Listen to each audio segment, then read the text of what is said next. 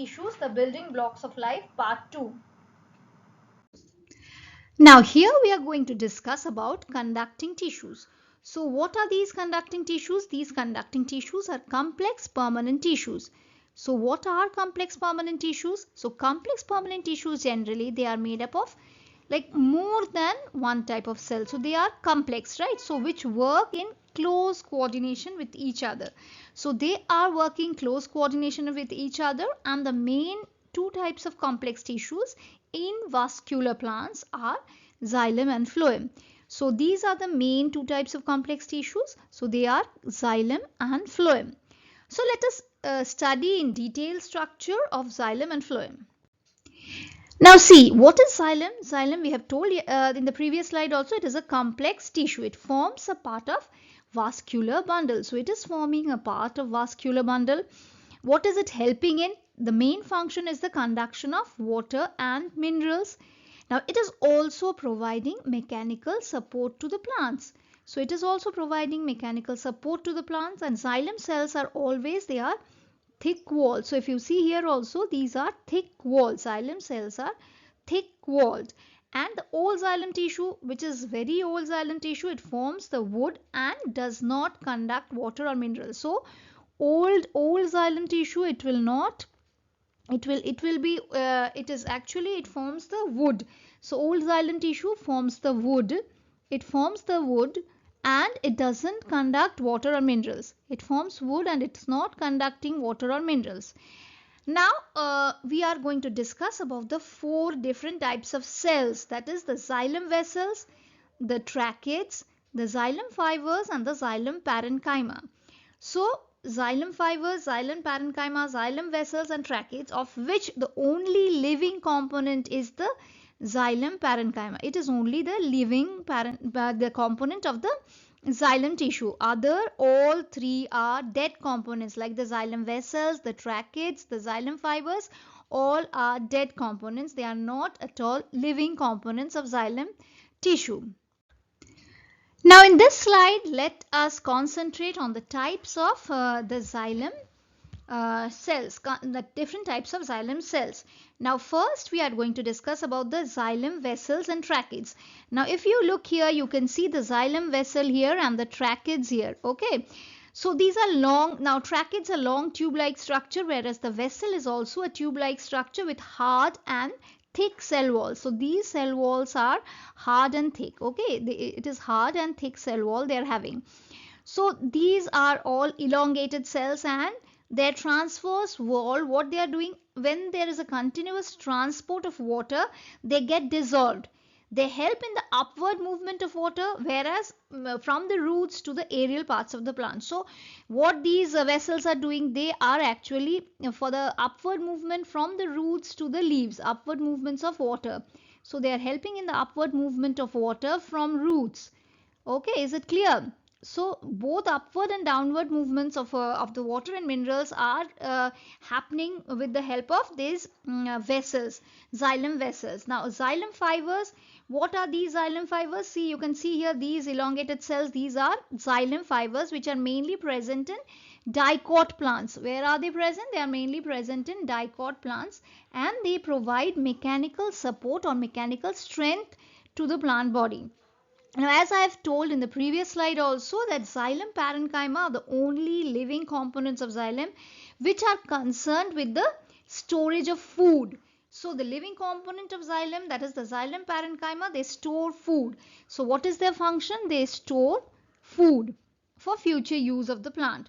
They also help in the conduction of water and minerals. So they are also helping in the conduction of water and minerals. So this is all about the xylem tissue, types of cells present in xylem tissue. Now we are moving on with the next part, that is the phloem. Now see here, phloem. So what is phloem? So this phloem, this term is also a Greek word which is coming from the term phlos, which means bark. Okay, it is coming from a Greek word, phlos means bark. Now phloem, what is it doing? The chief food conducting tissues in plant. It is the chief food conducting tissues in plants. Now, unlike xylem, we can say that materials can move both directions in phloem. Now, in xylem, we have told that the water and the minerals from the roots, it's being taken from the roots to the leaves. So, it's an upward movement or the transport of water or minerals from the roots to the leaves. So, it's only upward movement. But in phloem, make it a clear point that the materials can move in both direction in phloem.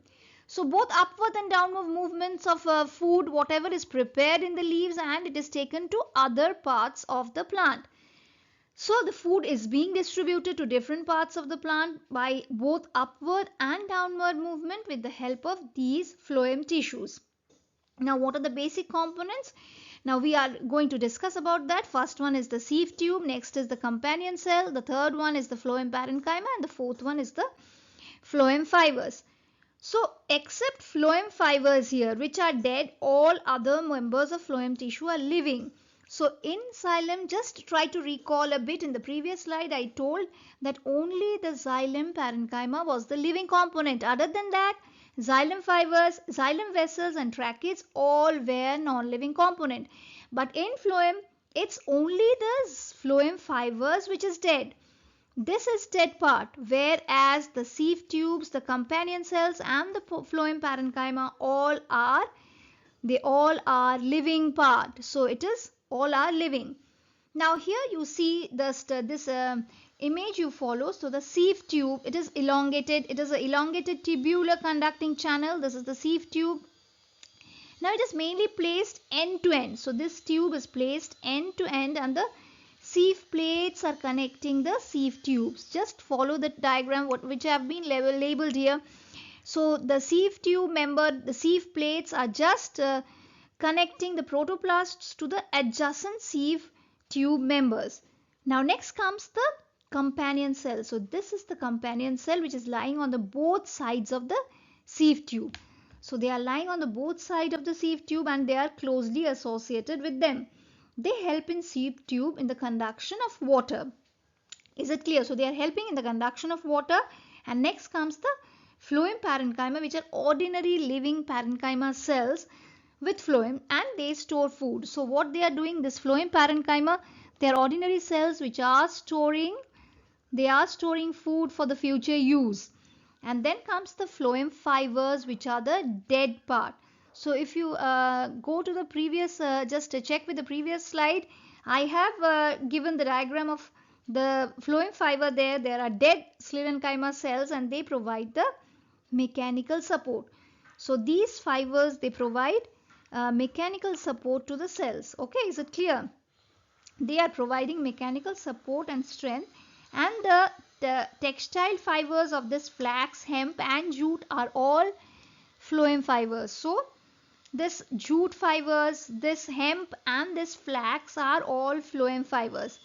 Now xylem and phloem together they form the vascular bundle. So this phloem fibers, we should say that they are giving mechanical strength to the plant. They are giving mechanical strength to the plant, and we can say that the textile fibers like flax, hemp and jute, they are all phloem fibers. So flax, hemp and jute, they are all phloem fibers. Okay, so is it clear? So if you have any doubt, please write in the comment box so that I can clarify in the next video which I am posting. So till now this is phloem, and another last part it is left. What is that? Is protective plant tissue. Now this is protective plant tissue, that is epidermis and cork. So what is epidermis? First we will take the epidermis part. So epidermis means the outer part of the tissue, the outer covering of the tissue, and it is consists of cells with thick walls. And the outer wall of the epidermis are usually thick and they are covered with the organic substances like the cutin. So what they are covered with, the outer surface is covered with organic substances. They are called cutin. And this cutin, this thick cutinized wall of epidermis greatly reduces the loss of water. What is its function? It reduces the loss of water. So it is reducing the loss of water. The thick cutinized wall of epidermis, it is reducing the loss of water by transpiration. So it is reducing the loss of water by transpiration. Is it clear? Now next comes the Cork. Oh, one thing I should mention here, wax sometimes is also present on the upper surface of the leaves. Now the leaves which are mainly the plants which are in water, so the coating of the leaves you can see a waxy coating. So wax is also another thing present on the upper surface of the floating leaves, which it protects the leaves from wetting. So it is protecting the leaves from wetting. So as it is always in water, so it should be protected from wetting. So if you put a drop of water on those leaves, the drop of water will float. So that is, there is a wax coating on the leaf surface. Now last comes the cork. So what is this? As the roots and stem they are growing older, what will happen?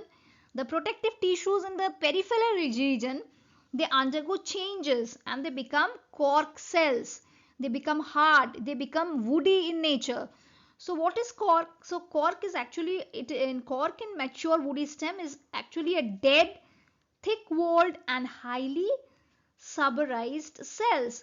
So which is protecting the inner, we can say that inner softer tissues or inner tissues are being protected by this cork. So it is mainly helping in the protection of the inner tissues. What is its function? It is helping in the protection of inner tissues. So as it is helping in the protection of inner tissues, what is happening here? We can say that it is providing insulation from freezing temperature. If the temperature is too cold, so it is providing insulation uh, from freezing temperature. So it is providing insulation from freezing temperature. It is providing insulation from freezing temperature. So is it clear? So till now I have completed all the tissues like meristematic tissue as well as the permanent tissue. It's three parts like supporting tissue, conducting tissue as well as the protective plant tissue. So I think it is clear to all of you dear students. If you are having any doubts, any queries, please do write in my comment box and please stay tuned, subscribe to my channel and don't forget to like and share my videos so that the students of your class from different schools, everyone can get to know this easy in these lessons in an easy and in a systematic way. Thank you.